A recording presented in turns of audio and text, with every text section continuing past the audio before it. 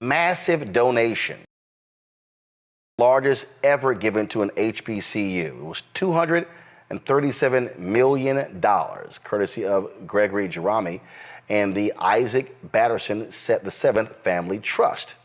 Now again, a $237 million donation that came out of nowhere. Jerami has no relationship with Florida A&M.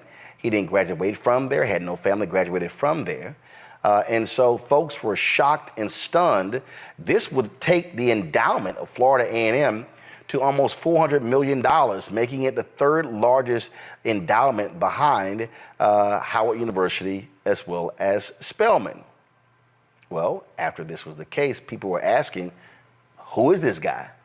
Where does money come from? What does he do? And on and on and on. And so as a result, it's been lots of stuff. The latest development is that the Florida A&M vice chair of the board has demanded an emergency public meeting to address this particular issue. He says that there have been a lot of questions that have been raised. You've got folks out there who are posting all sorts of information with regards to this man. There are people who are suggesting that he may not be real, that this may become an embarrassment to Florida A&M. Apparently, the Board of Trustees was not aware of this donation until the announcement was made. Now, Jerami, what he did, he actually he announced that there was a stock transfer. The stock transfer has been in place for more than a month. He says that Florida A&M has the money. It's already been there.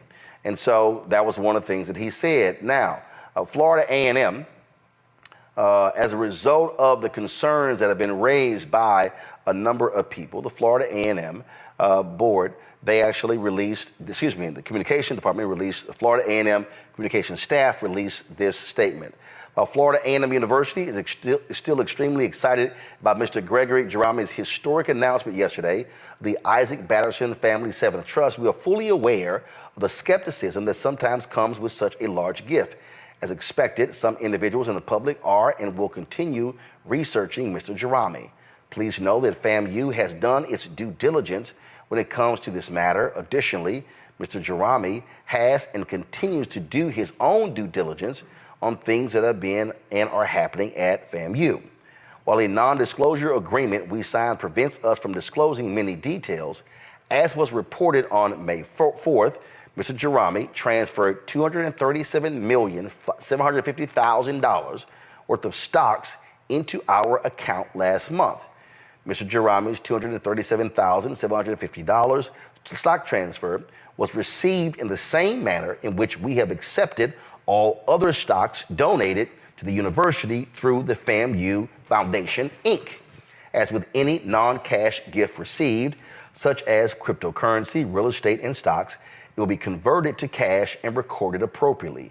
Again, we greatly appreciate Mr. Jerami's and the Isaac Batterson Family Seventh Trust generosity. Our students will be true beneficiaries of their most generous contribution. Now, this has been lots and lots of focus because literally this brother has come out of nowhere. They organized. What they did was they actually organized a massive meeting today. And I was going through it earlier today. It was a press call. The press call, folks, was interesting because it had Jerami on it. It had the university folks. But here's where I'm still confused, and maybe y'all can help me. How does the board not know about such a gift? I'm confused. Now, Florida A&M has said there was a non-disclosure agreement. I get that. But if you're the university president, you have a board of trustees. Surely you alert them of this. Florida A&M is also a public university. So even though there's a non-disclosure agreement, you still are a public university. So now, not sure who the gift went to. So there's all sorts of questions here that have arisen here. And I get it. Larry, I totally understand why people will be freaking out, because you ain't got somebody black just don't wake up and give away $237.75 million and not go, you giving that much away and you got some left? So I understand the skepticism in Florida. And what really struck me, though, was when this vice chair of the board said he didn't know until the announcement was made on Saturday. So, Roland, let's unpack this. This is particularly for the communications and development offices at FAMU. So let me start off by saying, I live in a state. I know a number of prominent, successful FAMU alum who are obviously very concerned about what's happened here the last couple of days. So, Roland, I also fortunately serve as chairman of a board of HBCU Foundation. So this story in particular is very interesting to me because often, foundations, we take in amounts of money, have an MOU with universities, and we take in amounts of money, sometimes large donations. So the non-disclosure agreement is one of the things that really is a red flag for me. I'm not really quite sure why do we have an NDA with this individual, but I think that there's some other deeper issues in terms of the communications issue you highlighted. The board has to always know if there's someone donates $1 million or $2 million, the board's going to have to be notified. Donating $250 million and the members of the board don't know about it and they find about it like everyone else, heads are going to roll when it comes to this particular issue. And I have questions for the people in the development office. I mean, this is obviously a significant amount of money and, they said the transfer went through. But one of the things I want to highlight, and like I said, my work when I'm chairing the foundation board is usually when people make, large donations, they sign some kind of letter of understanding, and they don't usually donate that kind of money in one transfer. There's usually some kind of corpus that may be 3, 5, 10% a percentage of that overall allotment that they will give, kind of lay the foundation, and then in letter of understanding, it outlines over the next 3, 5, 10 years how much money we're going to donate. I don't even think we've seen people like Michael Bloomberg, who's given hundreds of millions of dollars to Johns Hopkins, give up $250 million, and he's a billionaire in one transfer. So I'm assuming that there's going to be some kind of investigation, certainly an audit, to kind of figure out. It appears this gentleman has a history, a checkered history, but certainly if this amount of money, this transfer is accurate, it's helpful and it's outstanding for FAMU. But the idea that members of the board of trustees did not know about this is going to be a problem for the president, the development office, and the folks who are working in communication. Randy, this story was posted about an hour ago on the Tallahassee Democrat website. And in this story, Gregory Jerami, who's 30 years old, is quoted in this. He said the stocks have been held by the university for over a month now, so I don't know where the confusion or the skepticism would be since it's already in a financial account with the university. Now, he's a 30-year-old hemp farmer, investor, and entrepreneur. And so, again, now he previously had announced he was going to give a $95 million transformational gift to Coastal Carolina University, but that fell through as well. And so, again, you see here FAMU's communications office set up a late afternoon online news conference Monday afternoon with Jerami, founder of the Batterson Farms Corporation, to clear up miscommunicated information and set the record straight on the donation. And this news conference took place with the VP of Alumni Affairs, Carmen Cummings, the VP for University Advancement, Shanta Friday Stroud, who's also executive director of the FAMU Foundation, as well, and it was organized for the Tallahassee Democrat, Bloomberg, and the Inside Higher Ed. Sure would have been nice to have some black-owned media on that call as opposed to having white media, Randy. But in this particular call here, again, university, it says here, but university officials who have said they are bound by a non-disclosure agreement on details of the donation left it largely up to Jerami to answer questions. Yeah, the lack of transparency definitely just is a red flag. We as a community are already usually suspicious. Anything with money, we're going to say the Illuminati or something has something to do with it.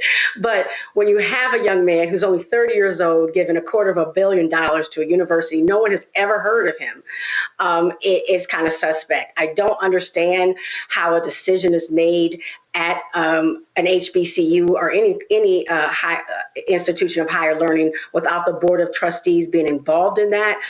That's somewhat concerning. And also that there was an NDA to cover what don't they want, or what doesn't he want to be disclosed.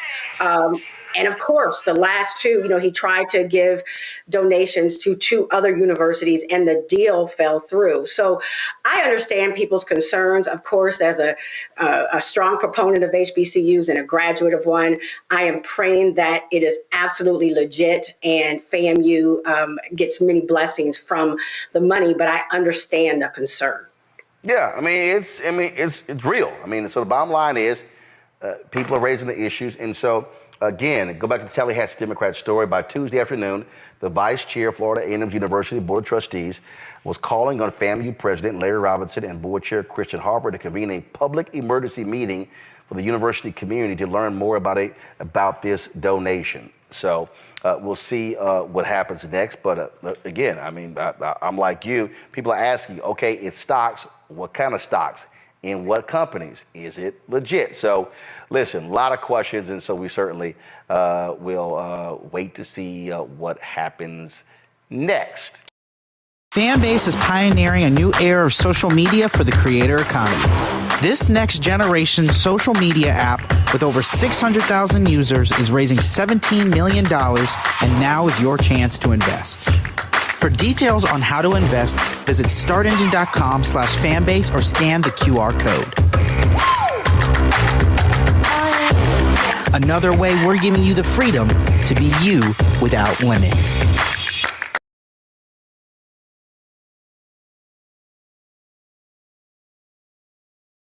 Well, a few moments ago, the Florida A&M, where they were discussing this multi-million-dollar donation from a Gregory Jerami and the Isaac Batterson VII Family Trust.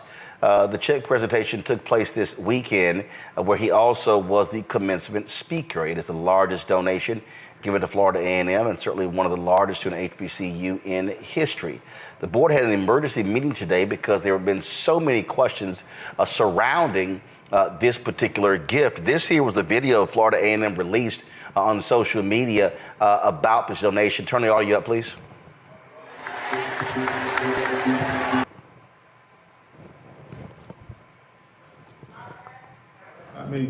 And sign this agreement on the behalf of Florida A&M University, the Jerami Family Foundation. The $237 million gift is more than the size of the FAMU endowment value and represents one of the largest single personal donations to a historically Black college and university.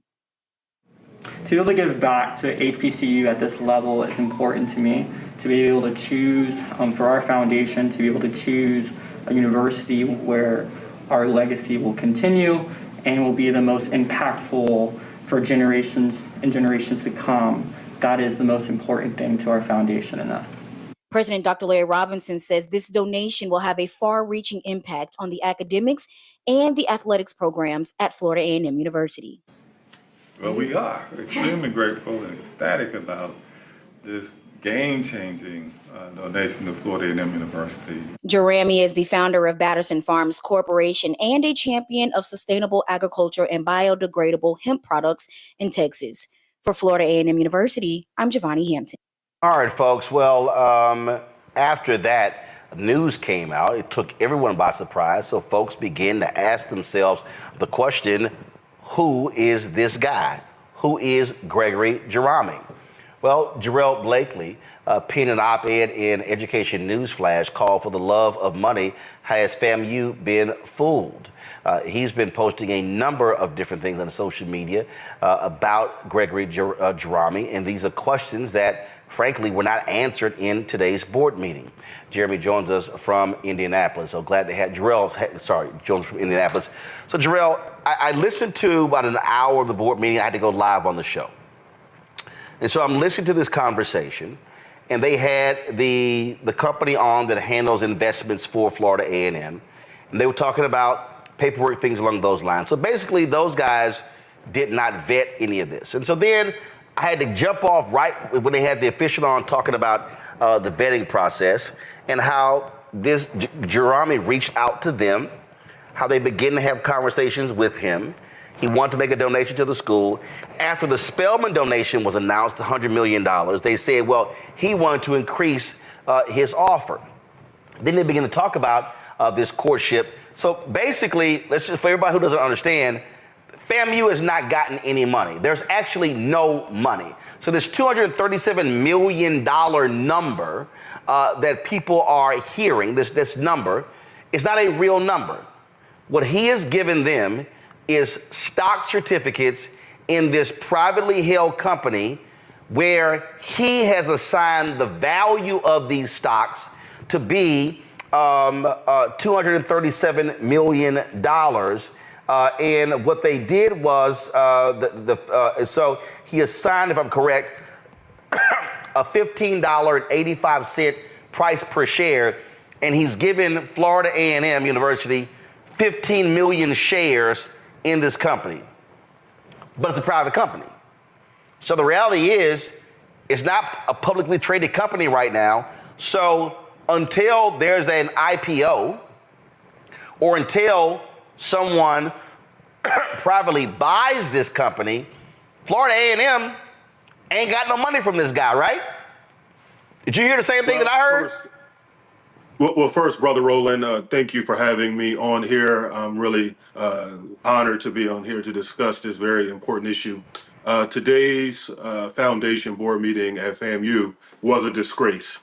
And I believe that it was a symbol of institutional failure at Florida A&M University.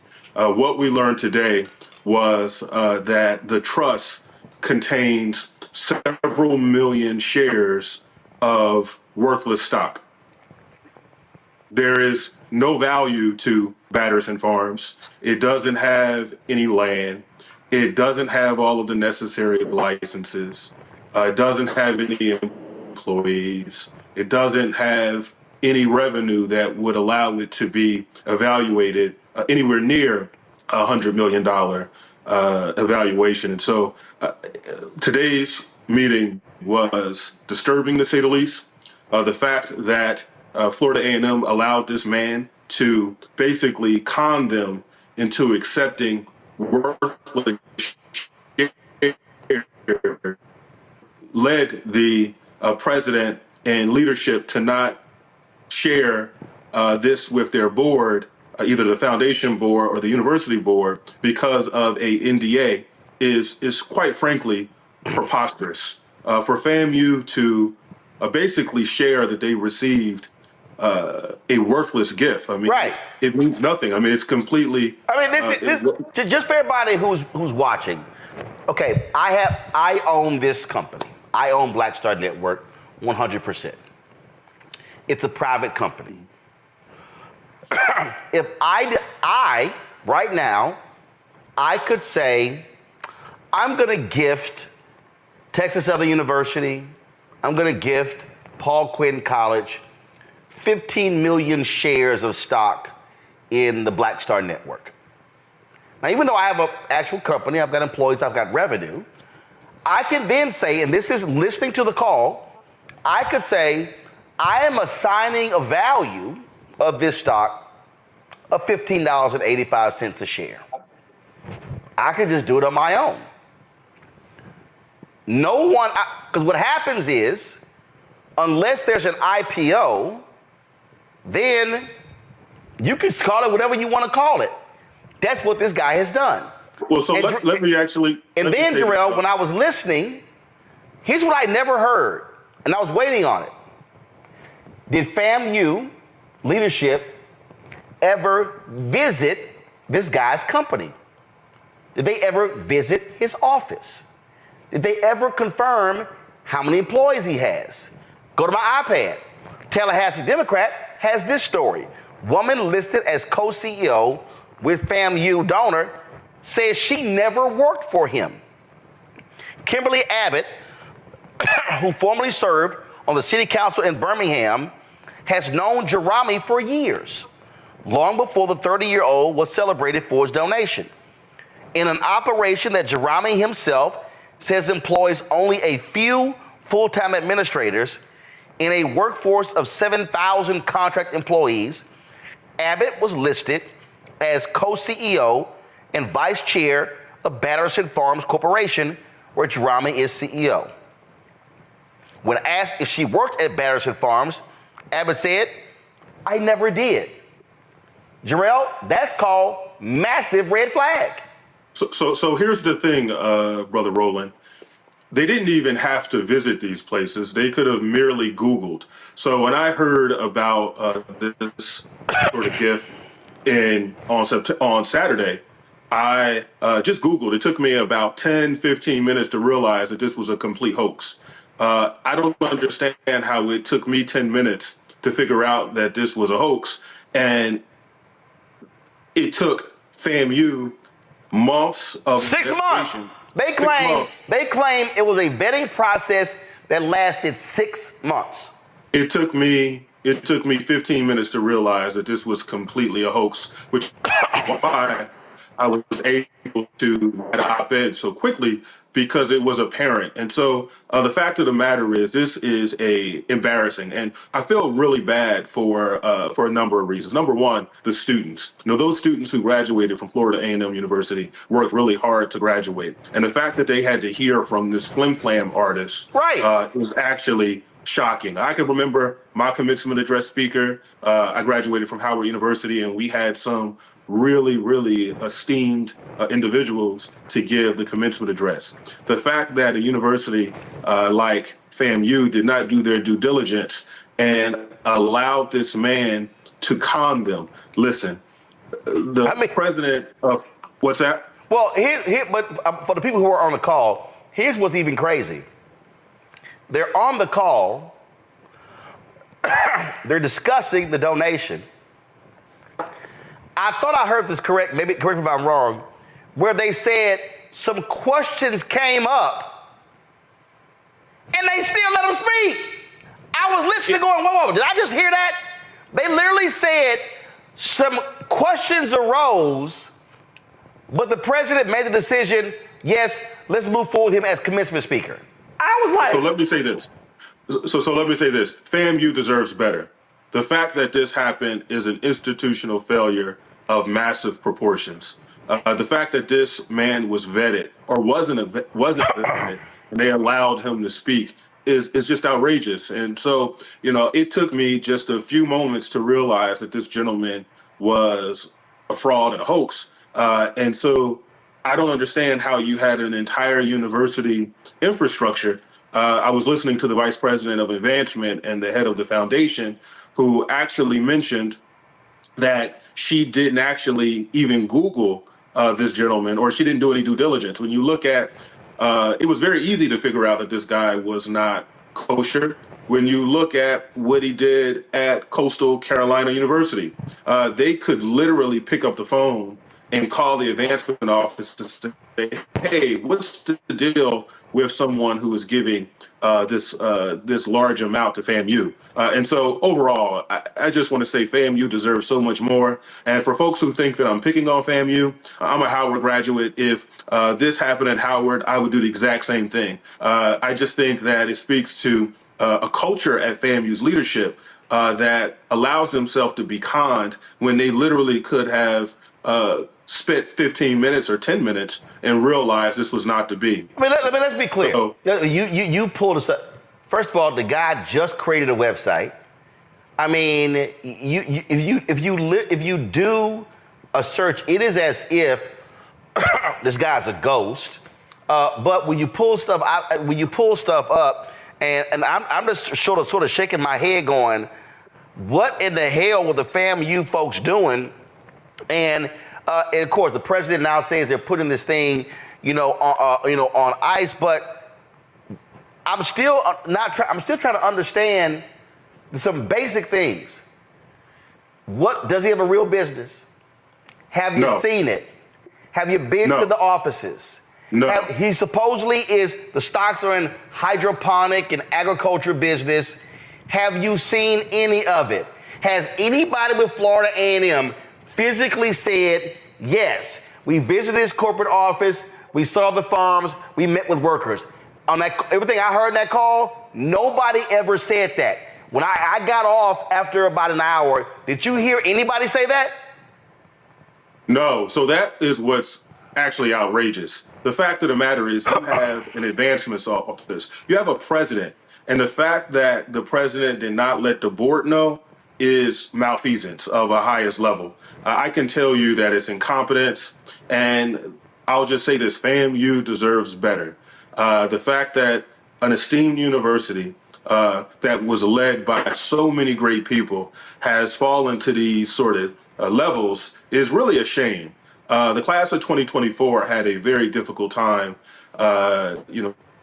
They started college in the middle of a pandemic, and they deserve to have a commencement address speaker. So I'll tell you what, I am willing for nothing. I actually make a donation. I am willing to give a commencement address at Florida A&M University so that they can hear from someone who basically did more work to uncover this than the university that they were educated at. I mean, hell, I spoke Saturday at Wilberforce graduation, and I've done Stillman, South Carolina State, Lane. I got a real resume. This dude ain't got no resume. I mean, this Batterson Farms, the Seventh, the Family Trust, all this stuff sounds great, and it's just like, what are y'all talking about? I'm going to say this. If you are familiar with New Jack City, there's a scene when Nino Brown is in the boardroom where he's going around saying, nobody know nothing. I mean, the fact of the matter is how this could happen is an institutional disgrace.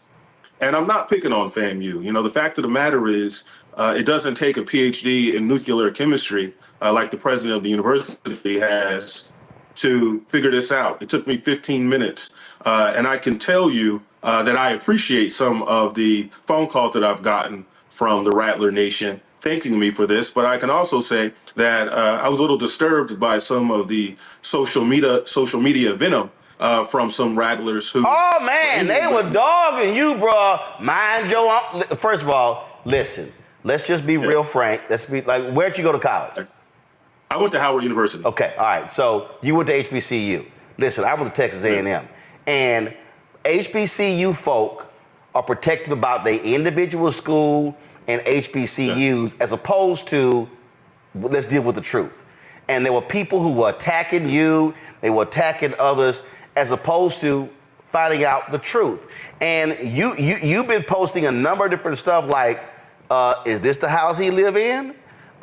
Is this the farm? I think you posted one item where he supposedly said he bought some farm or something and the property is still not sold. The thing never went through.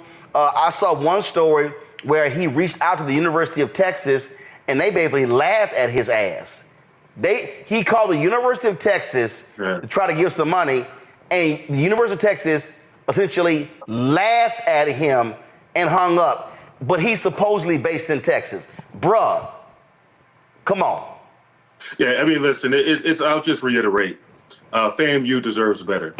This is, in the board meeting today, was an embarrassment. You tweeted a tie for an audit is nasty work. Well, explain that. What happened? Well, what happened is one of the board members was suggesting that they do an audit to evaluate how they got here. And it was a tie for like 10 minutes. And someone texted no, which broke the tie. Then there was another motion for another sort of audit, and it passed. But the fact of the matter is, the fact that FAMU board and the president allow that board to go out in public like that and represent the university like that is shameful. I work in nonprofit management, That's what I do for a living. I'm a manager in a educational nonprofit. If I embarrass my board like that, I wouldn't have a job. And I can tell you that if everybody just goes along like this is no big deal, the fact of the matter is this university trumpeted in a consistent way the fact that they got $250 million when they really received nothing. So there has to be some consequence for folks who allow this to happen. They got sheets of paper. Let's go to my panel. Greg Carr, you're first. You on mute, Greg. Thank you, Roland. There you go. And it's good to see you, Brother Jarrell. Yeah, I used to be a student of Dr. Carr, by the way. I took class with Dr. Carr at Howard. Absolutely. That's absolutely right. It's good to see you, brother. And it's good to see you continuing the great work that I encountered when you were at the university, man. It's good to see you in that regard. My question has to do with, I guess I could frame it by saying we don't have all the facts. I mean, we can certainly a lot of things circumstantial. What would your best advice be to Florida A&M or any black institution for that matter who finds itself in a situation where they have received at least the promise of a gift like this, and now everybody is basically deciding that there is no gift, there is no money? I mean, what would you suggest to be their best course of action at this point until the facts come out? Because we know the facts have not yet been established. Well, first I'll say, Dr. Carr, that some of the facts are out. So we do know that the family trust consists of 15 million shares of Batterson Farms. We do know that Batterson Farms doesn't have the licenses required to grow hemp, does not have any employees, does not have any properties. And so we know that just because you say a company is worth $1 billion doesn't make it so. And so, I mean, I think it's important to deal with that. But on the second level, and then also there's just some questions, and I think research and articles have proven that Mr. Germany is not who he says he is, or he doesn't have the personal wealth that he has. So those are two facts that I think are important to consider. To your second part of your question about what advice I would have, I would give them the same advice that I would give any institution: to do their due diligence, to ensure that they're doing the proper sort of research and vetting to ensure that something like this could never happen. Quite frankly, it doesn't take a rocket scientist to realize that this was a situation that was not real. Well, here's a perfect example. Jarrell, hold on one second. Jarrell, hold on. This is from the Tallahassee. Again, this is the deal. In a media availability arranged by FAMU Monday, Jerami told the Tallahassee Democrat that Abbott, quote, left us maybe about a couple of months, maybe about a month ago. She has more of an advisor role right now. She had some health issues. When asked later whether he would be surprised to hear Abbott said she was never an employee of Batterson Farms and never received any compensation as an employee, Jerami said, quote, nothing surprises me anymore. He described her duties as co-CEO as really just there to guide and give more advice, and she didn't do as much work as others in the company. Her compensation, he said, was given through penny stocks. Now, right there.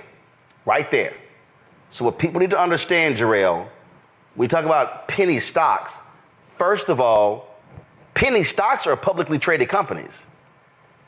So I think what people don't realize is I can right now go out and I can go buy a shell company. I can go buy and create a publicly traded company, and I could be trading on with penny stocks. This article right here shows you how he gets caught in a lie. So if you paid her through penny stocks, what was the publicly traded company? What were the stocks? This woman is listed as co-CEO. She now says, I never served as CEO of the company. Hello, that's red flag. And so what I don't understand is how did the FAMU board today not vote to call for an extensive examination and investigation and literally track these things down. By the way, according to the same story, there was supposed to be a meeting on Wednesday. You see it right here. On Wednesday, a FAMU spokesperson invited the Tallahassee Democrat to meet with Jerami and officials of the university's foundation office, but moments before it was scheduled to begin, a FAMU official said it was canceled because, quote, something came up, unquote. He said any future interview, quote, was unpaused. I'm sorry, that's a joke. Yeah, and I do want to say this. So I want to answer the second part of Brother Carr's, which is like an alpha sort of meeting here. Well, that's how it always happens, but go ahead. Yeah, absolutely. So I will say this to Dr. Carr's point. It's important to do your due diligence, and it's also important to inform your board. I think that is a massive failure on this part. The fact that the foundation board and the university board was not informed is a failure of just massive proportions. The fact that the president is saying that they couldn't tell their board because they had an NDA is crazy. The fact of the matter is the president is an employee of the board. Yeah. So that's just pure board governance and just pure, organizational governance. And the fact that he thought it was appropriate to say, hey, we couldn't tell you because we had an NDA. You can't do anything. And you are a state institution. And so even though you are Florida A&M and you sign a NDA, somebody in the state of Florida has the authority to review the NDA. You're a state institution. You can't just hide behind an NDA. Yeah, and I'm going to say this again, and it's really important. This did not take a lot of work, right? Like, I knew immediately that this was bizarre. And within 15 minutes, I realized it was completely a joke. Right here. When contacted by the Tallahassee Democrat, the head of the Texas Hemp Growers Association said he had not heard of Batterson Farms Corporation or Jerami. Now, if you're supposed to be a big-time hemp grower, the Texas Hemp Growers Association might know who you are.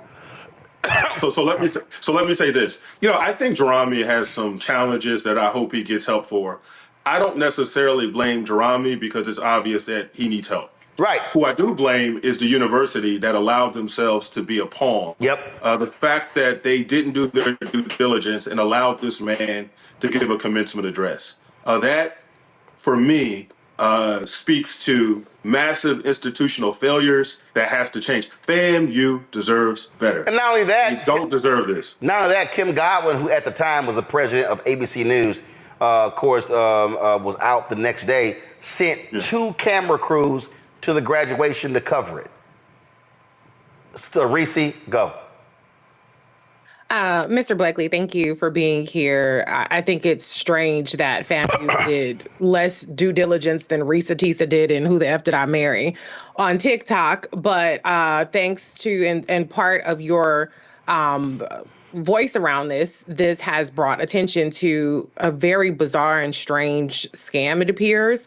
I just want to get your thoughts on the layer of protection and the defensiveness people seem to have around you specifically calling this out for it seemed pretty outrageous from the start, and people's willingness to call themselves digging up dirt on you as opposed to focusing on the issue at hand, which is it looked like FAMU was being scammed. And have you gotten any retractions or apologies for the people who were dragging you on the social media about this?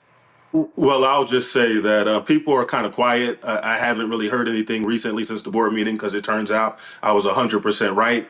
I don't purport to be perfect. I'm not purporting to be a saint. I've done things that I've regretted. But quite frankly, this isn't about me. And folks are engaging in ad hominem attacks. Don't make the story about me. Make the story about what I'm saying about FAMU. And so it doesn't matter who I call what or what I did when I was an elected official. That's in the past. I've moved on. The fact of the matter is I should not have had to say this. This should have been something that should have been captured months ago. The fact that this gentleman gave a commencement address And the fact that they didn't do their due diligence is the reason why they're here. It's not, in fact, it should have been someone at FAMU. It should have been someone in the audience that said, yo, this meeting, this commencement address is strange. Who's this guy? But the fact that the entire academic hierarchy at FAMU, folks with PhDs, law degrees, JDs, PhDs, MBAs, allowed themselves to allow this man to present a worthless check on the stage of FAMU's graduation and have Charlie Wilson's I'm Blessed and the OJ's For the Love of Money playing is shameful. Like, it's just, it's the most ridiculous thing ever. And the fact that they allow that to happen is the story, not who I called what when I was an elected official. Lauren? Jarrell, is there any possibility that FAMU had some sort of like Mackenzie Scott fever and thought that this was real? Have they ever gotten another donation that was even close to this type of donation? Well, I'll say that's a really good question. And so, I mean, the fact of the matter is HBCUs deserve this kind of money, and it's unfortunate that they don't get this kind of money. The highest contribution to a historically black college was a recent donation to Spelman College by the Stryker family of $100 million, which is the largest contribution to a historically black college ever. Compare that to Michael Bloomberg's philanthropy towards Johns Hopkins, where he has donated $3.5 billion to one university. That $3.5 billion is more than all of the HBCUs endowments combined. And so I think, you know, there's a desire. I can understand why one official was crying, because this type of investment would have been very transformational for Florida A&M University and other universities of similar stature.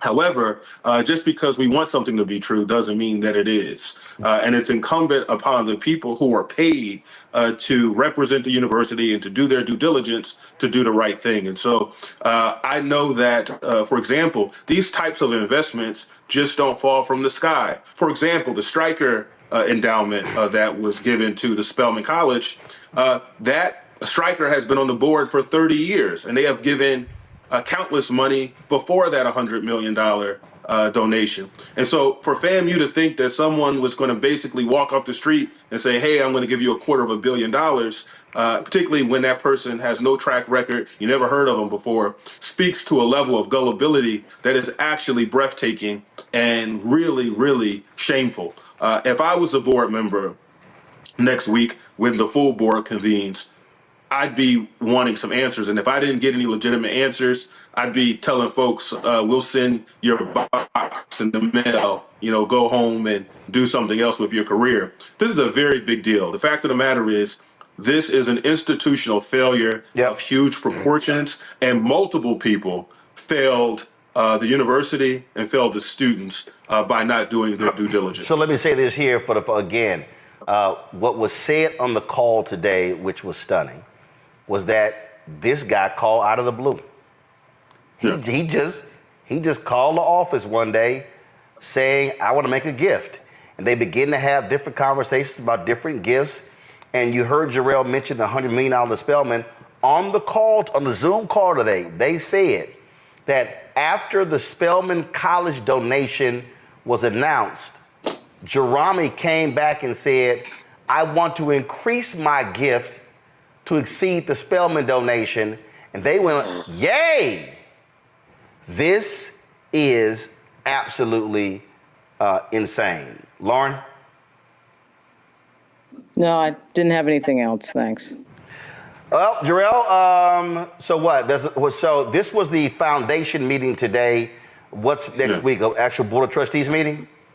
Yeah, I believe it's an actual Board of Trustee meeting. I think an outcome of the foundation board meeting, the president, Robinson, mentioned that the sort of gift is on hold, right? Which is another example, because the gift was never on. So how can it be on hold if it was never on? I think that the board meeting was outrageous. The fact that people just didn't fall on their sword, or people just didn't say, hey, we messed up. I just think really speaks to a culture. Listen, if Dr. Robinson has a job next week, I'd be shocked. Like I couldn't imagine. Put it like this: if Dr. Robinson is able to survive this, the problems at FAMU are a lot more intense than even this situation would imply. We shall see what happens next. Jarrell Blakely, thanks a lot. Fanbase is pioneering a new era of social media for the creator economy. This next generation social media app with over 600,000 users is raising $17 million, and now is your chance to invest. For details on how to invest, visit startengine.com/fanbase or scan the QR code. Another way we're giving you the freedom to be you. Folks, what you're seeing is the Twitter feed from Florida A&M University. What you're not going to see on the Florida A&M University Twitter feed are any videos and photos of the $237 million donation that was announced a couple Saturdays ago by Gregory Jerami, the so-called hemp farmer out of Texas. That's because the decision was quietly made to delete all references from social media of this donation, this $237,750,000 donation. That's because you have had a lot of reporting out there that is showing that this is really a fraud, that it's a joke, that this stock that he gave to the university, that he claims a month ago, this stock is really worthless. No one can identify if he actually has a farm. No one can identify what kind of company that he has. He's claimed to have 7,000 contract workers. He's claimed to have farms in multiple states, and none of that can actually be confirmed. Last week, the Florida A&M Foundation held a meeting where it got real contentious. There were a lot of questions that were asked during that meeting with regards to this donation and what it entails. And again, they have been unable to really answer a lot of those questions. On Wednesday, the Florida A&M Board of Trustees, they are going to have a meeting where this is going to be discussed. Now, on that call with the board, with the foundation, there's one sister who was on it who actually has a strong financial background. She raised some really important questions that I think Florida A&M needs to answer. Listen. I want to first say that I just want to say how excited I think a lot of us were when we saw this first come through. A major donor gift, the institution, to take the institution to a transformational level is amazing. However, I have to say that I came here with an open mind. I'm listening. And as a new member of the board who just started in January, I'm really here to focus on our fiduciary responsibility to be financial stewards and to protect the reputation of the foundation itself. I'm sure there are operational and leadership challenges and concerns that will be addressed by the Board of Trustees next week. So I just want to make sure, folks know that I'm here to really understand the process and the transaction itself, because what is striking to me is what I heard from our OCIO from Disciplina, that they just heard about this for the first time on Sunday evening. As well as what I'm hearing and what my personal experience is that the first time I heard about this was a text message from a friend forwarding me something on Saturday, and the board got no official notice about this until Sunday afternoon. That's very, very problematic with such a major donation. So my concerns are twofold.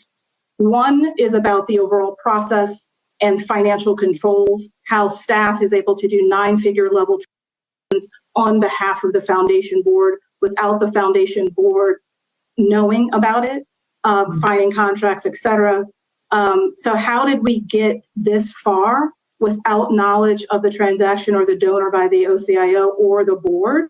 How are we thinking about contracts and review and execution of those contracts? And how is the board being informed after the fact? Because if the document that I saw, the agreement that I saw, is the final agreement, it's not even fully executed. So if you take note on the signature lines, the donor line is empty. It's not signed. And so those types of things are very concerning. And then moving on to the transaction itself, and those would be concerning if this was cash. or if this was a public stock and we could liquidate and we could move it into our investment policy, et cetera. The process itself, I am very concerned about how this took place and how we're here. Now listening to the transaction history, how this donor came to us, the process internally that took place, some things that are very obvious are that we didn't have a formal due diligence process because I was simply going to ask for the due diligence report and third-party valuation to try to quell a lot of the questions. But what I just heard is that it didn't exist and that we're deferring valuation until later when we're making public announcements. And so the structure of the deal, I think we started hearing it with questions with Disciplina, are these restricted shares? How is it structured? Who was the issuing company? So we got that answered. How are we vetting the due diligence? Is there a KYC report, et cetera? And so where I'm going to leave this, because I think we can't answer the questions I originally had, is really going to President Robinson. I need to understand from you when you were aware, how are you involved in this process, and what was the decision-making thoughts around excluding both the board of the foundation as well as from the vice chair's announcement yesterday, apparently talk your shit, kid! To get to this position to make a public announcement the way we did. I would like to hear from you, your level of involvement, when you knew how decisions were made up to this point. Yeah, thank you very much. Director Kidd, I have been involved in the process pretty much all the way along. When the money proposed gift, rose above a certain level. 4 seconds. I was informed by Ms. Simmons-Smith, and I have been following it throughout. At the time, it rose to the level of a stock change when the NDA agreement was made. I was committed to honoring that agreement, which indicated that I could not share them. Not only with this board, but also with my board chair as well.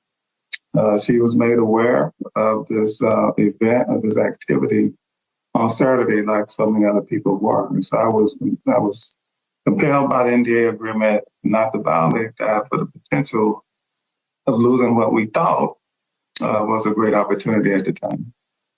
And that's really, I don't know if we violated any Foundation Board of Directors policy or procedure when it came to this gift receipt. But I do think it's something worth considering how we might handle such gifts in the future.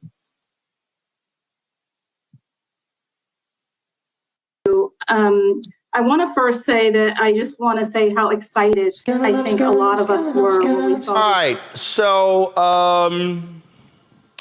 where shall I begin? The comment that you heard from President Larry Robinson right there was one of the dumbest things I've ever heard in my life. How in the hell can you, the president of a public university, say, well, I signed a non-disclosure agreement and I didn't want to share it with anybody because we might lose the money?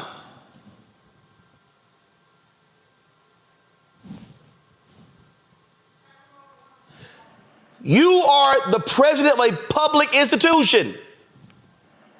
That's one. This is the sister who was jamming him up. Shakisha Kidd. Everything she said was on point. She's like, who was involved in this? And how do you have a document that was not signed by all parties, but your ass put a press release out? You put out this big old story. You let the man give a commencement speech. The folks at ABC News obtained the document. The board chair signed it.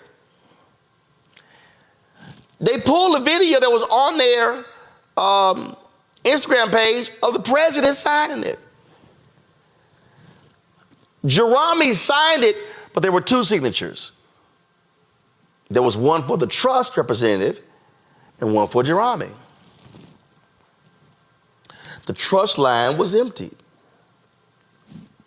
So how in the world do you come out publicly and tell the world that you got a $237,750,000 donation that to the layman or the laywoman, you think, yo, somebody actually gave them $237,750,000. No. You come to find out that it was $237,750,000 worth of stock in a company that nobody from Florida A&M checked to see even exists. He valued the 15 million shares at $15.85 in a non-existent company. And you touted this. And it went public. And you celebrated it. And you let him give a commencement speech wearing them sharecropper shoes.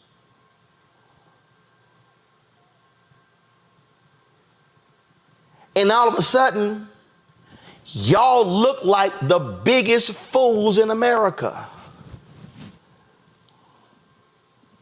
Let me just go ahead and say this, because here's the whole deal. The board can't fire everybody. The board of trustees can only fire the president. The board is going to meet on Wednesday.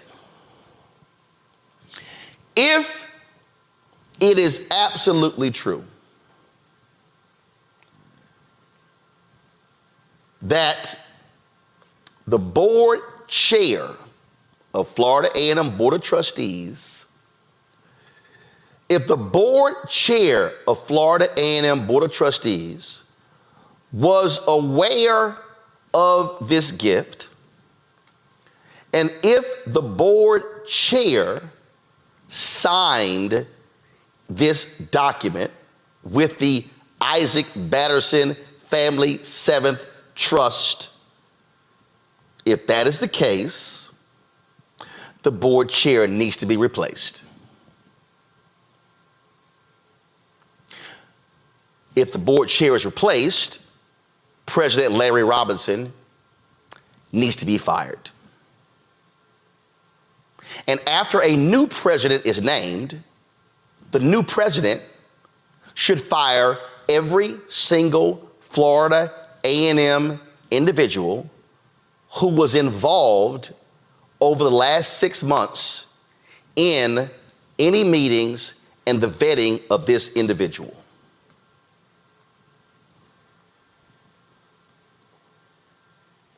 I'm very well clear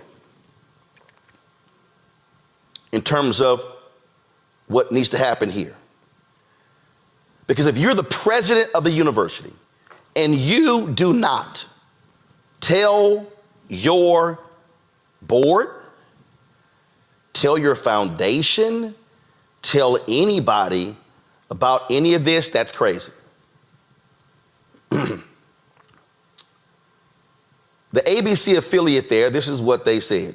In the document FAMU's Public Records Department provided ABC 27, the following people signed the agreement. Gregory Jerami, Family Foundation representative, who we now know as a joke. Larry Robinson, FAMU president, he needs to go. Shanta Friday Stroud, vice president, university advancement, and executive director of the FAMU Foundation, she needs to be fired, or she needs to resign, because this is what it says. In the agreement copy provided, there is no signature on the line for the Isaac Batterson Family 7th Trust representative. ABC 27 asked FAMU's Public Records Department about this. We're waiting to hear back. It laid out a 10-year donation schedule, all this stuff. Oh, it had all this stuff in it. Y'all, all this now, we now know, is an absolute joke. We know that this is grossly illegitimate. It doesn't exist. I don't want anybody to lose their job. But if you're a public employee at a public university, you are a steward of the public. Your credibility and integrity in leadership is based upon credibility and integrity. And if Dr. Larry Robinson, as well as Shanta Friday Stroud, as well as anybody else who was involved in this, none of those people should be in a leadership position at Florida A&M. Because not only is this embarrassing, it also shows they don't even know how to use Google. It shows they can't even do basic research. It shows that they didn't even have the common sense to hire somebody to vet this guy. I read one story where he called the University of Texas because he's supposedly based in Austin. They laughed at him.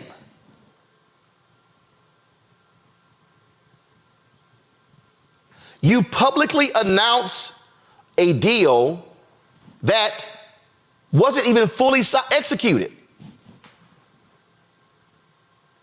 Do y'all understand that when I moved into this studio space, I did not say a word publicly until I had a fully executed document in my hand, signed by me, the leasing agent, and the company we leased it from?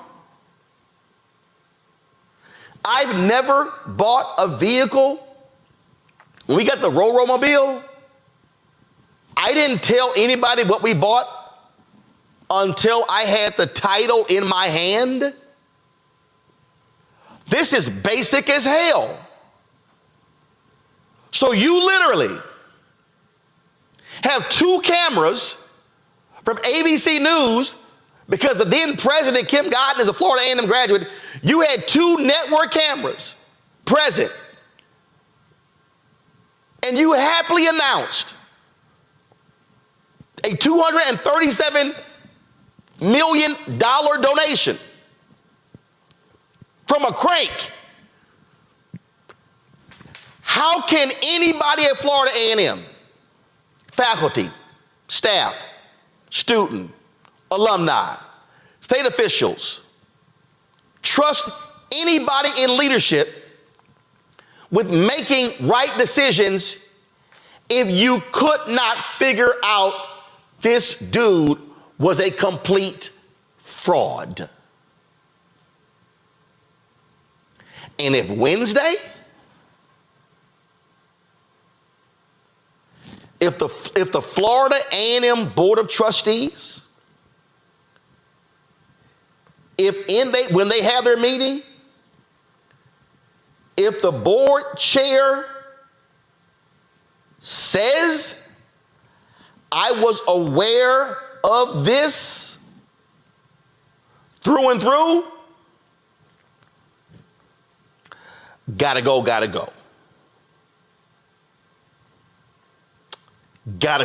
go. And anybody who was involved in this, they cannot lead. I don't care how great of a person they are. I don't care how nice they can't lead. Because I don't believe anybody in the FAMU Rattler family could have any trust whatsoever, any trust in them. Kristen Harper, she's the chair. She is the founder and CEO of Driven to Succeed, LLC, which provides market research, brand strategy consulting, keynotes, and training on leadership and emotional intelligence for Fortune 500 companies and rising leaders. There is no way, if she was aware of this deal, she could lead a board chair. Because if you provide emotional intelligence for Fortune 500 companies, there clearly was no real intelligence in vetting this crank, Gregory Jerami. Julian, you're the president emerita of Bennett College. And I'm sure over the years, you have had people come to you wanting to give to Bennett. I'm sure you've had people come to you, Julian, promising all sorts of grand and wonderful things. And I'm sure you probably went, okay. Well, please hand me your card, and we look forward to talking with you. And you went, please Google his crazy ass to see if he real or not. Am I lying? Something like that. I mean, I have actually one of my funny stories. I had a brother approach me. He wanted to give us $230 million, but he claimed it was a couple million. But he also wanted the opportunity to speak at commencement. And he came at me in April. I said, no, dude, that ain't happening. We already have a commencement speaker. Well, if I could just get 5 minutes. No. Hell to the no. In fact, I got in trouble because I wasn't that nice to him.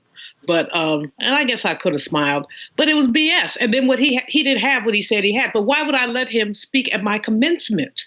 Speak to my students who are at at a significant milestone. Now, this whole thing, as soon as I heard about it, it reeked. But the worst thing about Roland that breaks my heart is not just that FAMU didn't vet this man, is that they were so eager to get the money that they let good sense go out the window. And this speaks at some level to the desperation in which so many HBCUs exist, needing money desperately. But what FAMU has done, what they've done, it's not harmful to FAMU, it's harmful to HBCUs in general, because it makes them look like a bunch of Mr. Bojangles dancing buffoons. That's what it makes them look like. And others are going to look and say, is this how they do business in HBCU land? So it's really very tragic. And this guy, I mean, I don't know. But President Robinson, I don't know either what he was thinking. I've been in his company. He seems like a nice enough brother. But this is just unacceptable and unreasonable. And his whole development team needs to be gone. Just start over. Listen, Derek. Go to my iPad. She signed this thing. Shanta Friday Stroud is the vice president for university advancement. She's executive director of the FAMU Foundation, and she's also dean of the business school. First of all, let's be real clear. You can't have 3 major jobs at one time. Let's just start there, okay? Yeah. But that's immaterial, Derek. She signed it. There is no way she could do any. I'm sorry. She might be a nice woman. You are the dean of the Florida A&M University School of Business, considered one of the top or the top business school at an HBCU. You are the vice president for university advancement. You are the executive director of the FAMU Foundation. And you didn't use Google? You didn't say, hold up, a 30-year-old black guy who we ain't never heard of calls us out of the blue to offer he wants to do a donation. And you never uncover the previous donation to Coastal Carolina, $95 million that fell through. And you move forward with an announcement. You sign a document he never signed. There's no representative for the trust, and the money was coming from the trust. I'm sorry, Derek. Nice people sometimes gotta be fired. Hello. And they should have resigned by now Follow your sword and resign. But if they haven't resigned, I'm sorry. They got to go, Derek. You know, when you have fiduciary responsibility, Roland, there are processes, there are policies, and there are protocols already in place. And any of us who have ever been in a fiduciary responsibility understand that those 3 Ps that I just outlined, you cannot deviate, especially if you are a historically Black college, who, to the point that Dr. Melvo highlighted, now this shadow could be very well cast upon all HBCUs. It doesn't make it right, but this is what happens when a story at this magnitude and this kind of gravity, to the point that you're making, Roland, it impacts us all. It is not fair. I get it. But when you think about this kind of level of money, now it's one thing, Roland, if Jeff Bezos called up Dr. Larry Robinson and say, hey, I'm Jeff Bezos. We all know. But hold up.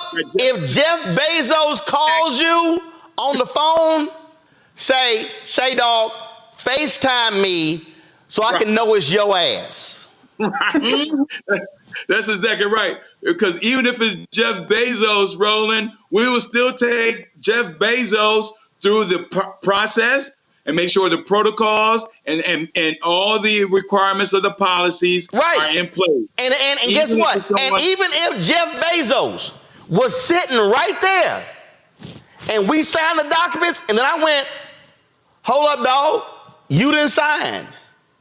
We ain't announcing a damn thing until I see a fully executed agreement.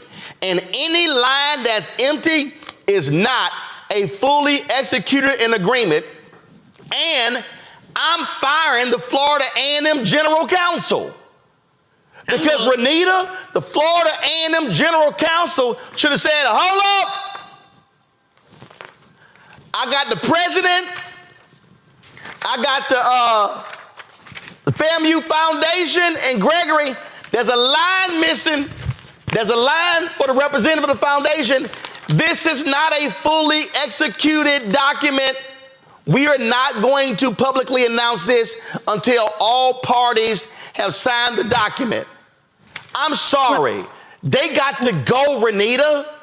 Well, and that's what I'm wondering is, did he even run it past their counsel? Because, and that's my question, because when he saw that they did not sign, that didn't trigger anything in his mind to say, maybe I need to speak with the university attorneys to ask them, doesn't this seem weird that they didn't sign? I mean, I have my own consulting business that I run. And let me tell you this, when I'm giving a client a contract, an agreement, I actually would let them sign first before I sign, because I really want to make sure that they are locked in. And so the fact that that didn't ring any alarm bells for him is amazing. The other thing that's amazing, too, is, like we've all talked about, if this trust doesn't even exist, it's not even real, then that lets us know that he had never heard of this trust when they approached him. So why would he not go and try to Google and see if he could get any information about them? As for the other people that were involved, yes, they should have done their due diligence, but I bet you money when the details come out on this, they all are probably going to say, which is probably the truth, that they assumed the presidents would have done, that the president had done his basic research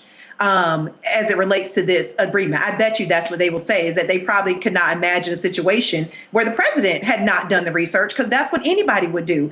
If somebody approaches you to say they're going to give you something and you never heard of these people and it's a really large gift that you don't just find walking down the street, like, it's all just kind of unbelievable. It's unbelievable. And here's the deal. It's not the president's job to vet the thing. It's a VP of development. Stuff comes to your desk. The president, if the president were aware, should have said to the director of development, are you sure this is real? Let's talk about it. But the director of development is the one who dropped the ball, not the president. No. Hell no. You know why? I listened on that call last week. I forgot the woman who was talking. I'm sorry, I don't have the name right now.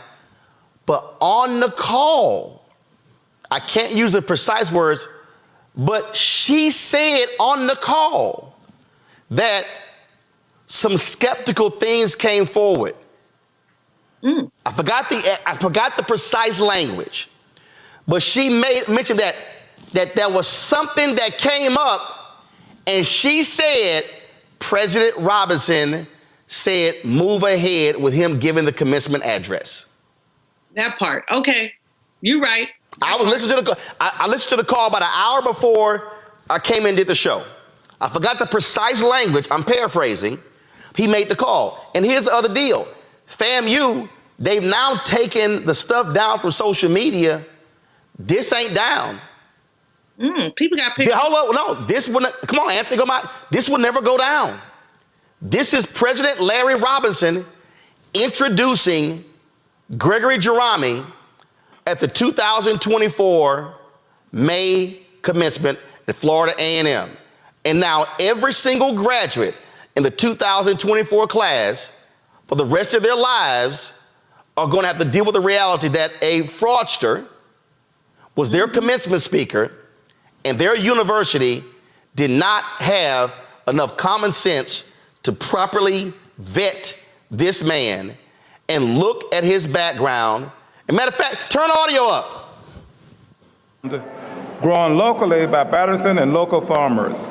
His journey showcases resilience, innovation, and service, making history as the youngest African-American industrial hemp producer in Texas and the largest African-American commercial hydroponic warehouse farmer in the state of Texas as well.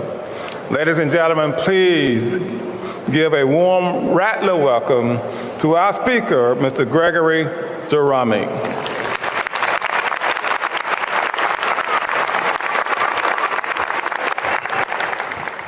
He stood there and he read off all kind of stuff about this dude and about who he was and how he, you know, and I'm sorry.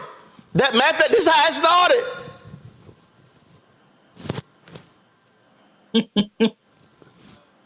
Come on, guys, audio. Hemp products in Texas.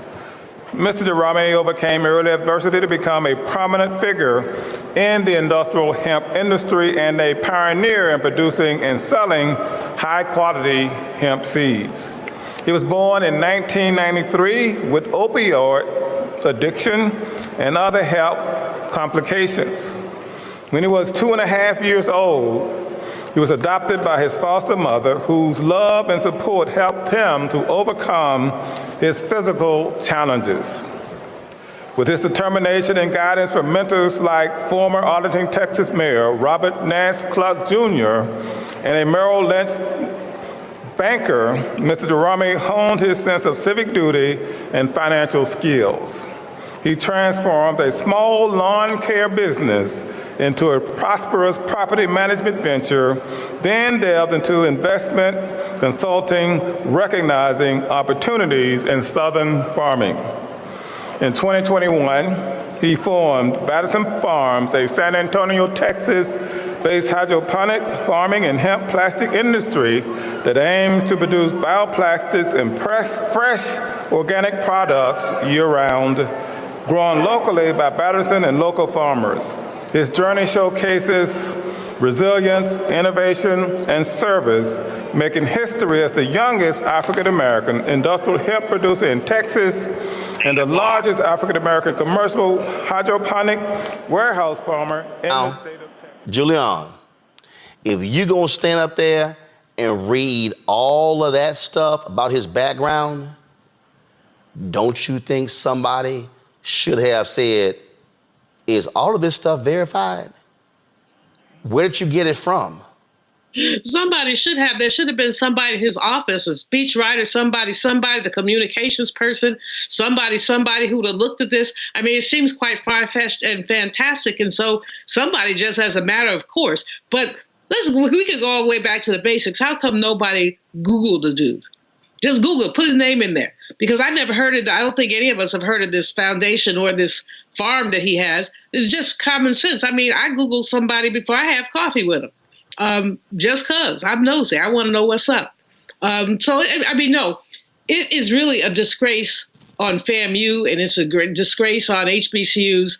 And it's very, again, it partially shows how eager we are to get money for our schools, but also shows how stupid, and I use the word stupid advisedly, stupid some folks are not to check stuff out. You got to check it out. It's so embarrassing. I mean, I feel embarrassed for FAMU. And I think about the sister you had on, who's the dean of the business school and the VP of advancement and what else? Or something else. And executive director of the Florida A&M Foundation. Well, often the VP of advancement, they often couple those roles, often, but not always. But Sybil Mobley, who was the illustrious dean of that business school, who was an amazing Black woman, I mean, she's turning over. She is doing, you know, she's turning over in her grave. That woman did so much for that university. She was such a strict taskmaster. I cannot imagine anything like this happening under her watch, because she checked everything, down to the details. So it's so embarrassing. And as I said, it's a black mark on FAMU, which I hope they can recover from. But the only way they're going to recover, and Roland, you're right, somebody needs to fall on their sword. But, you know, people need their jobs, I guess.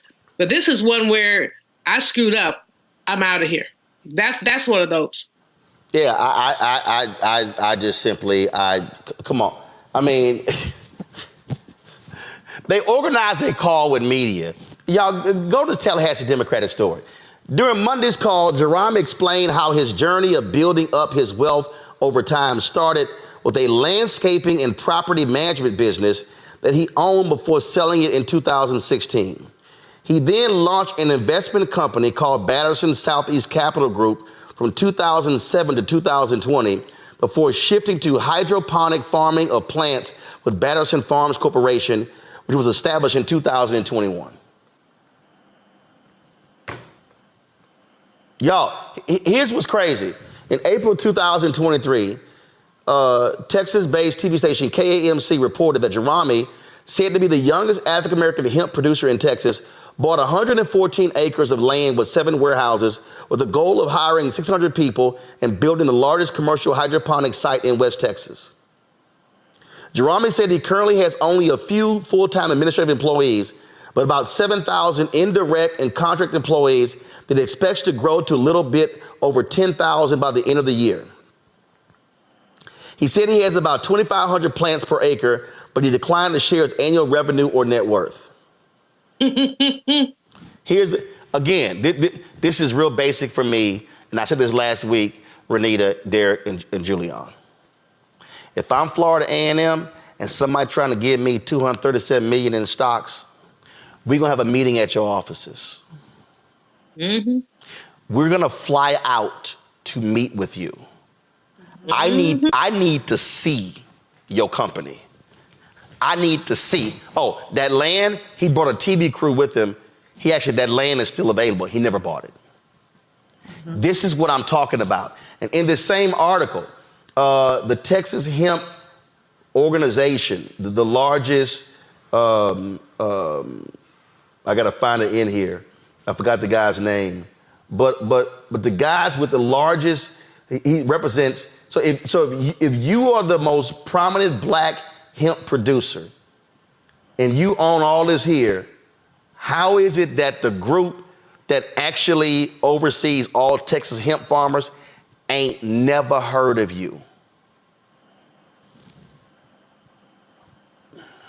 I'm sorry, y'all. This is, at the end of the day, heads gotta roll. Mm-hmm. And it can't be one. If the board chair knew, board chair gotta go. And the board gotta fire the president. And whoever they install as a new president, he got to fire at least 5, 6, 7, 8, 10 people. I know that might gut the leadership of Florida A&M. But y'all, this is a massive screw up. Massive. They had already outlined how they gonna spend the money. Oh, $100 million going to athletics, and we got money. Y'all, this thing detail how they gonna spend this. Oh my Lord. The dean of the business school, she talked about, we done had the stocks for a month. The stocks are in this. If anybody came to me right now and said, Roland, I'm gonna give you 1,000 shares in my company and the shares are worth $15.85, I'm gonna go, what company? Where you located? What business do you do? We're gonna sign non-disclosure agreements. You're gonna have to provide me financials. Y'all, this is unbelievable. I'm just gonna end on this note. The Board of Trustees meets y'all on Wednesday. We're gonna see what they decide. Yeah, this is awful. I'm gonna deal with the UNC Chapel Hill stuff tomorrow, the whole DEI stuff. Hell, I got Julian, Ronita, Derek. I gotta take a break. I just gotta go in and get me some water. Because I spent time this weekend thinking about this here, and I just could not wrap my head. Y'all, I ain't lying. I could not wrap my head around how this even got to an announcement and let the man give a commencement speech. And somebody sent me a note, literally on the phone call. Stroud said on that Zoom last week, doing their research, quote, she found some sketchy stuff, unquote. And the president said, yeah, let's still move forward. We'll let him get a commencement speech. If I was Larry Johnson, I wouldn't even Google it. I would say, wait a minute, his company's in Texas? Let me call Roland Martin. Because if this company is in Texas, there's one person that knows all of Texas. And if I don't know, and if I don't know him, I'm gonna call a group of folk who I know in Austin. Y'all ever heard? Do y'all know how many times that's happened before? Somebody has called me, hey Roland, so and so say he's a big businessman in Houston.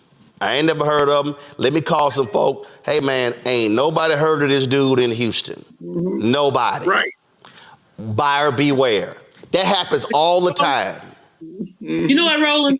The only blessing up in here is that the white folks don't pay attention to black folks, so this is not on the front page of the New York. Oh no. Because it's the kind of thing. No, it's made Politico, the New York Times. It's made all of them. And look, I don't care about white folks. I don't care about white media. It's made out front. And it's been an embarrassment to the school.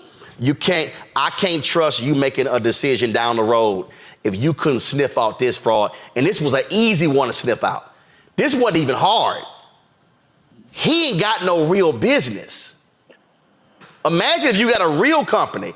He didn't even have a real company. Y'all, I can't. All right. Julian, Derek, Renita, I appreciate y'all being, but ooh, Lord, yeah.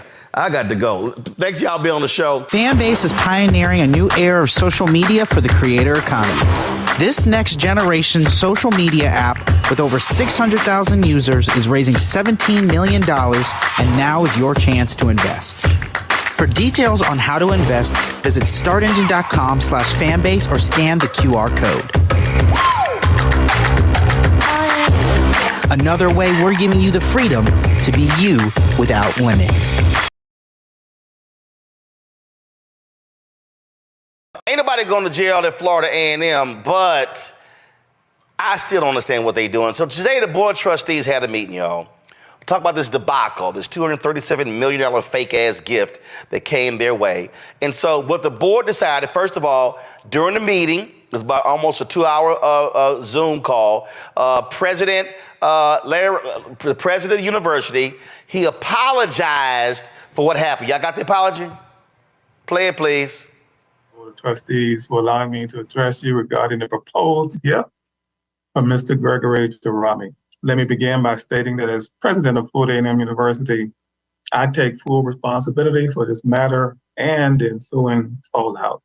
I apologize to this board, the Foundation Board of Directors, our students and their families, our faculty, staff, alumni, and friends who have worked so hard with us over the past several years to elevate Florida A&M University to its current status as the #1 public HBCU and the rank of 91 in national public institutions in America, according to U.S. News and World Report. It is because of you and a dedicated and committed team of individuals who come to work every day to tend to the welfare of our students and perform their work consistent with our core values of accountability, inclusion, innovation, and integrity. And to our donors whose generosity has led to new levels of fundraising and enabling the university to further support our mission, enhance student success outcomes, and so much more, please know that FAMU is still a sure bet when it comes to stewardship of those funds you provided us, and without question, they will be directed to the programs and special initiatives that you intended to support. Your investments have made and will continue to yield positive outcomes for many years for Florida A&M University. To the governor, to Florida legislature, the board of governors, and state university system chancellor and staff, we're extremely proud of being a part of the #1 state for higher education in America and gratefully acknowledge your vision and substantial investments that help make FAMU a place where students' lives are transformed and endless possibilities created, as indicated by FAMU being ranked 21st in the nation among national universities with regards to social mobility. Thank you. I must admit that missteps were made in the manner we handled the proposed gift from Mrs. Rami. It is my belief that with the guidance of this board, we will arrive at a process much more transparent when it comes to such large gifts in the future.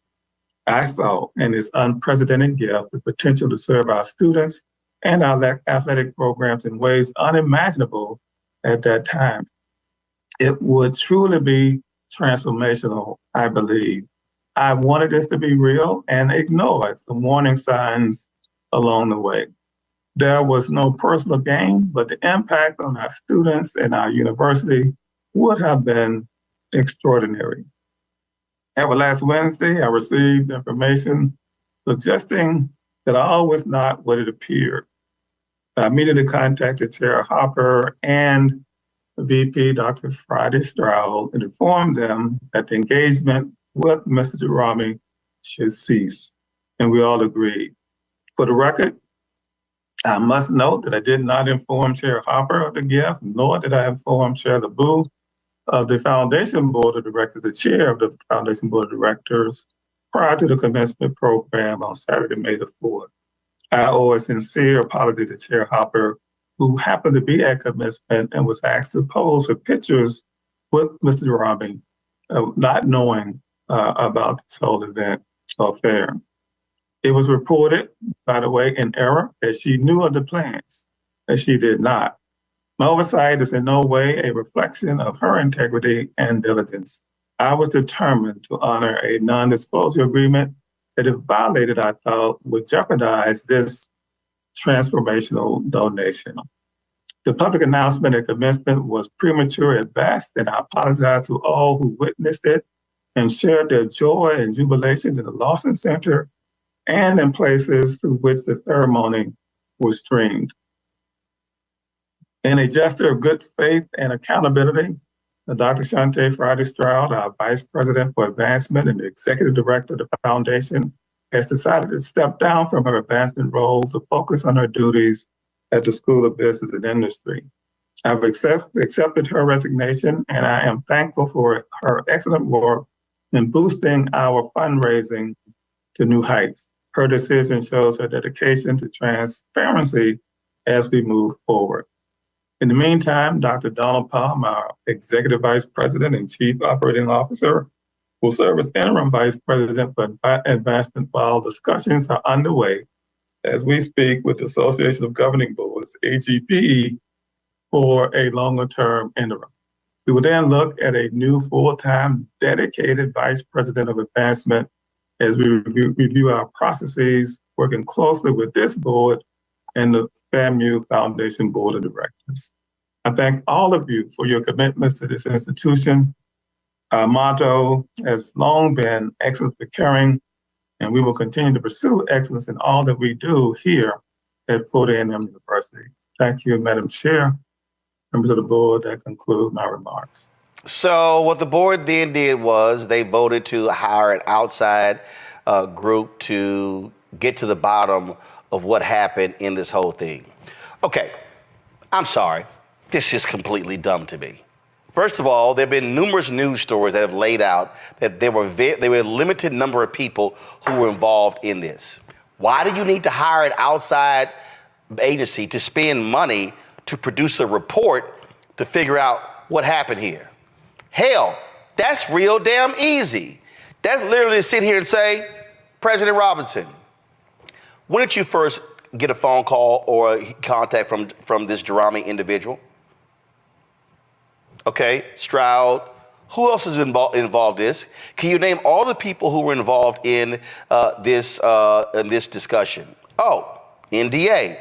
Okay, please provide the NDA. Who signed it? I mean, you could go on and on and on. And even during the whole meeting, the board chair, y'all put the board trustees up. Y'all had the graphic up. I'm going to put it up. The board trustee, during the meeting, she talked about Kristen, how she was there to take a photo. She had no idea about it. So why was her name on one of the documents as a witness when the deal was signed? I'm not signing the damn thing as a witness if I don't know nothing about the damn deal. See, all this stuff makes no sense to me. It makes no sense whatsoever. And I sat there and I had numerous board members, transparency and accountability and using all the wonderful, great big words. But this is very simple. That is who, what, where, when, how, why. And you heard the president say the VP resigned. She had 3 jobs. She was the VP, she was executive director of the FAMU Foundation, and was dean of the business school. Okay? They ain't the only head needs to roll. And I'm not sure that that's enough resigning from one of those jobs. I'm telling you right now, several people need to go. When you embarrass your university like this, you gotta go. When you make your university look like an idiot to the world, you gotta go. And if for President Robinson to sit here and say, well, you know, some mistakes were made, dude, you were told that there were some discrepancies and you still said move forward with allowing this person to be the commencement speaker. I don't get it. And I'm telling you, Rebecca, FAMU folks can say, well, you know what, this is just our business. No. This impacts beyond FAMU and other HBCUs in the state and across the country. And if you couldn't do a basic Google search, and I understand, I asked questions last time saying, where was the general counsel? My understanding, the general counsel wasn't involved in this. What does that tell you that you have somebody who's trying to give you a $237 million gift who you have no knowledge about, who you have no relationship with? This is not like the white woman at Spelman who gave $100 million to her and her husband. She's been on the board damn near 30 years. They've given millions before. So that's a long-standing relationship. This dude came out of the blue in Texas. I get, Jolanda, you there in Houston. If this dude calls you up and say, hey, Representative Jones, I want to give $100 million to Texas Southern University, and I'm the biggest black hemp farmer in the state of Texas, 7,000 employees, you probably going to say, when can I come by your office? They never even, that boy gave an interview where he said, well, folks can find my corporate office.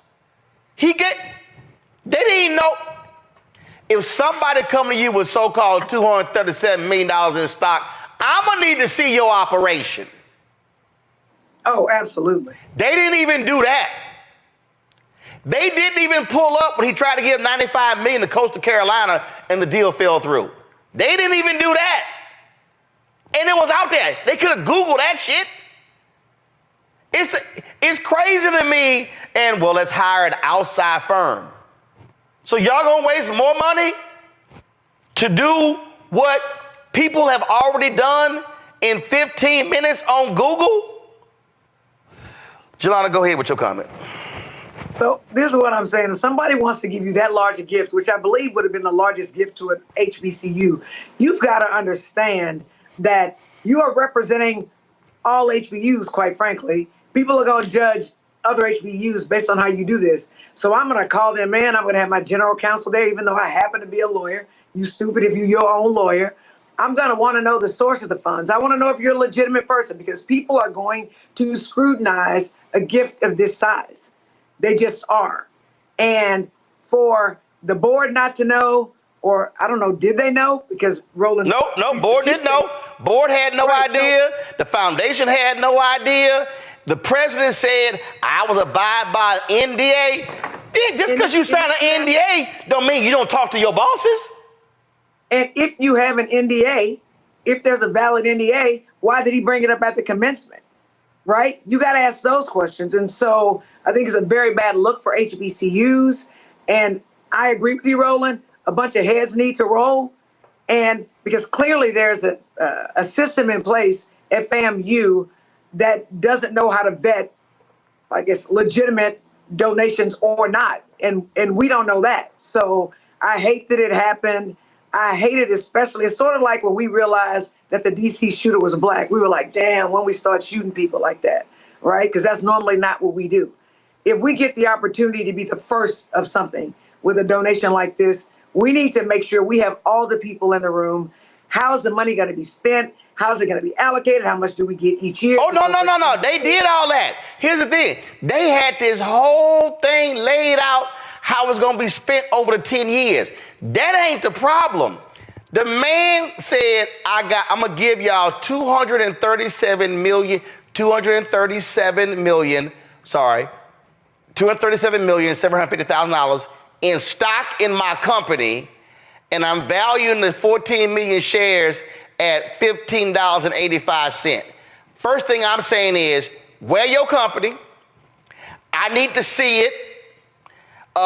Don't send me some paperwork that you sent. I ain't trusting that. What the heck? They literally accepted on face value everything that man said and sent, and nobody looked. The man had an issue with domestic violence against his ex-wife. Exactly. He got all that's public record. They didn't even do a basic public record search on this dude. But Roland, the value of stock can fall. No, the value of stock, not even the value of stock can fall. That shit could have been some penny stocks. That could. That's exactly my point. What is the value? It could have been a fake company, which we now know it is. So that's exactly my point. Basic things that people could have looked up, they didn't. If you've ever, people lose big in the stock market. The stock market is designed for most people to lose. But here's the whole deal. Like going to a casino. I could understand if it's real stock. It wasn't even real stock, Rebecca. It's a fictitious company. They got fictitious stocks in a fictitious company, and nobody had the common sense to say, can we pay a visit to his corporate office so we can actually see for ourselves? He claimed he got 7,000 contract workers. Rebecca, Jolanda's there in Houston. I'm from Houston. There's no way in hell you could be a 30-year-old black man who is the most successful hemp farmer in Texas and nobody else black know. If you Florida A&M, you should have said, hold on. Texas Southern University, y'all ever heard this dude? Nope. Okay. Prairie View A&M University, y'all ever heard of this dude? Okay. Houston Tillerson, y'all are in Austin. Y'all ever heard of this dude? No. Paul Quinn. Y'all are in Dallas. Y'all ever heard of this dude? No. Okay. Wiley College. Have y'all ever heard of this dude? They could have called How this boy from Texas, and he called Florida, he's supposedly based in Austin. It's a black college on the other side of the freeway. But he called Florida A&M. He skipped over every black college in Texas to call Florida A&M. And nobody at Florida A&M thought to call the HBCUs in Texas and said, have y'all ever heard of Gregory Jerami, a 30-year-old hemp farmer who claims that he wants to give us $237 million? Rebecca, go ahead. I can't. Go on. So here's the thing. This is not an HBCU issue. This is a FAMU issue. And it pains me to say that. I have a lot of friends who are part of the FAMU, right? But this is embarrassing for them. I mean, I work with high value donors all the time. And whenever my organization, other organizations that I've been a part of have received large gifts, and $237 million is a large gift. There is a third party intermediary that's a part of that conversation, because even when it comes time to transfer either the stocks or to transfer the actual money, it's not just you talking to the principal and then that's it. There's teams. And for a gift that large, even the donor will have attorneys, financiers, assistants. There are other people in this process. It's not just someone just showing up either by Zoom, or I don't even know if it was an in-person meeting with FAMU. So it's very disconcerting that FAMU failed for the banana in the tailpipe. I don't understand how this happens. And then when I Googled him, I know it's wrong to judge a book by its cover, but when I Googled him and saw his picture, my immediate thought was, I know you effing lying. Like, girl, are you serious? Girl, listen. When FAMU posted that photo, then they just took everything down. When they posted that photo, I saw him in them sharecropper boots. I was like, boy, that's how you... Right, you mean to tell me Ebony, Black Enterprise, you're trying to tell me all of these Black magazines don't have him on the cover, talking about how he is the youngest multi-millionaire self-made in this country? So this is not a story. He would not have been on the Breakfast Club. He would not have been featured in the Griot. There's so many other steps. We would have known if he was worth that much money. Hold up. We ain't even talking Black Enterprise. The Shade Room. Not now. Black newspaper in Texas, because he ain't real. First of all, I'm sorry. I know appearances are not everything, but ain't no way in hell. Now, I done 22 commencements. Ain't no way in hell somebody rolling up to my commencement dressed like this and trying to convince me they ass got me. And for all those who say, why I'm sorry, I ain't in the same jeans. I'm not dissing farmers. I'm not dissing black cowboys. All I'm saying is you gotta have some common sense. If somebody called out the blue, I mean, nobody Googled, and they said the vetting process was 6 months. What y'all do for 6 months? When people found this stuff out in 20 minutes. Okay. Y'all done? I'm sorry. Roland, look, I know that we see pictures of white billionaires who are just walking around with dirty jeans and wear the same black t-shirt every single day. I get it, but let's just take a step back. Let's think about how black folks do things. This isn't about white billionaires or white high value people. Black people still do things a certain way. Yeah. Whether or not you are high value, you don't show up like we ain't coming to commencement in some Wranglers. Right, and that's not saying that you have absolutely to be. Don't look clean. We ain't doing that. Yeah, that doesn't mean you have to be in designer gear from head to toe. No, we ain't doing it. Saying that has to be name brand, but you do not present like that. I'm just saying. Board should go. Listen, I'm sorry. Look, the board trustees voted some outside firm. No, y'all, this literally, see, this is crazy to me. If I'm on the board, no. And it was only a handful of people. Hell, they could have interviewed all them people today. They could have interviewed all 5 or 6 people today, and you ain't got to waste another month or whatever the hell. So that's just dumb to me. All right.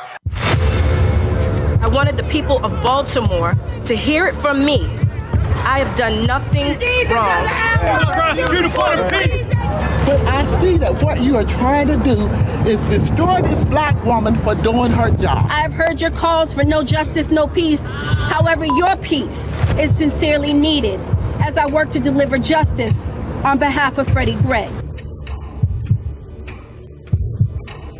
Maryland was a force to be reckoned with.